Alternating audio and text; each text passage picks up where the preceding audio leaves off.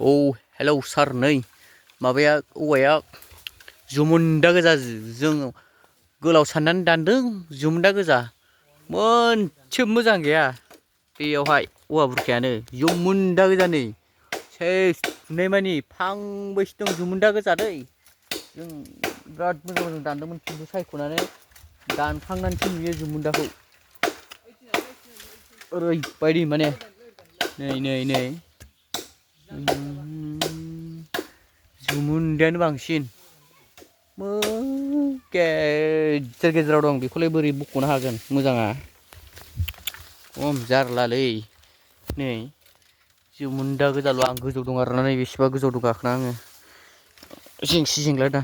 बेन्दोंलाय दानसिनो फैदोंमोन आं गोजौआव नै हनै जुमुन्दा गोजा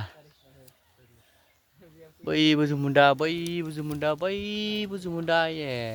औवायानो मोजाङानो गैया सेसलै।